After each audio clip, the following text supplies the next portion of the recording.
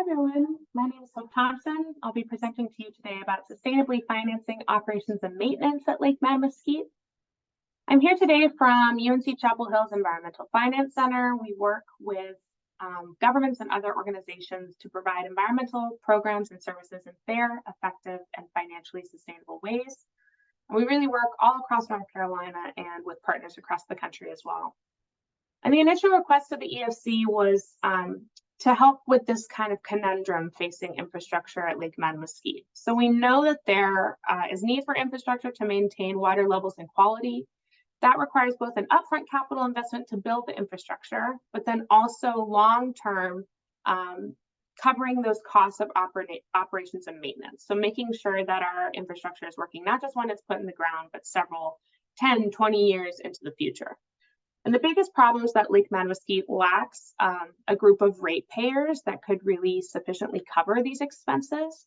So basically, there isn't a great way to charge everyone who uses or benefits from the lake in a way that wouldn't be super financially burdensome for them.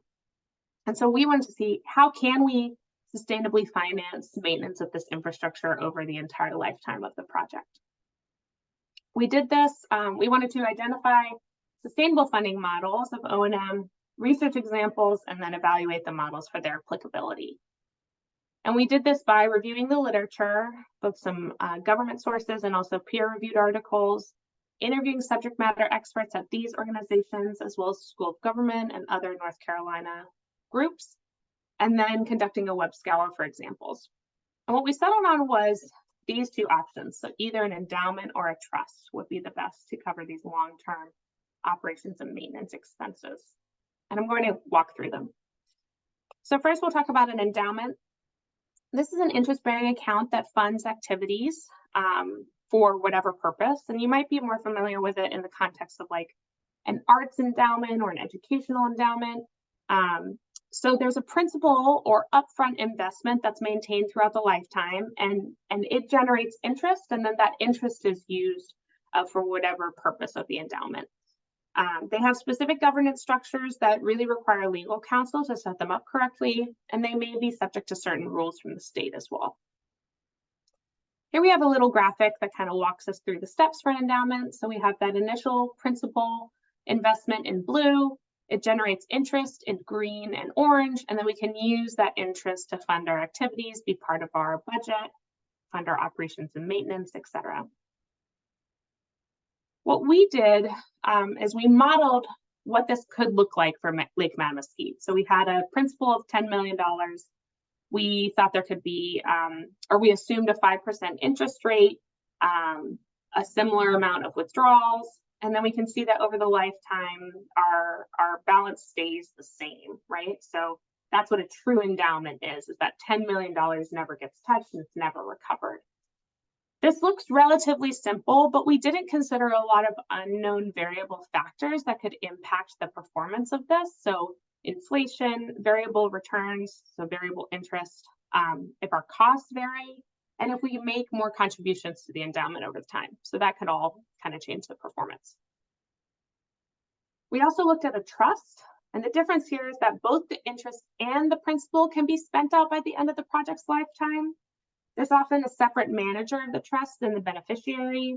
And this, similarly, a trust requires careful setup to make sure that the funds are protected and used in the way that they were originally intended. We have a similar graphic here, and basically the difference is that we see over time that our overall size of the trust declines because we're spending down that principal, and that also generates less interest, since the smaller your principal, the smaller your amount of interest that's generated. We can see the main difference here is that in a trust, we require a smaller upfront principal investment, but we also end with less money. Remember, we're spending through that trust. So that's the difference between a trust and endowment. This slide is kind of just comparing and contrasting the two, but the most important piece is that both of them require principal investment upfront. And funding O&M is really challenging if you're looking at traditional grant sources or even federal funding programs. It's just really uncommon, and there aren't a lot of opportunities out there. But use of an endowment or trust is a fairly common practice. So especially environmental programs, maybe like land preservation, where you have these ongoing costs over time, that is where we often see an endowment or a trust brought in. And so at Lake Mattamuskeet, what are next steps? Well, there's a couple of questions that still need to be answered. So what's best, an endowment or a trust? How should the principal be funded? This is the trickiest one. And there's lots of ways people do this. Sometimes it's through an appropriation from a government. Other times it's through private donors. So that's a question that's still out there. Who can or should manage the endowment or the trust? And finally, how can you build in any flexibility? Because we know that there's often unknown and unforeseen variables that come into play, and we want to be able to account for those and have that flexibility built in there. So I'm not there to answer questions in person. I apologize for that, but here's my contact information.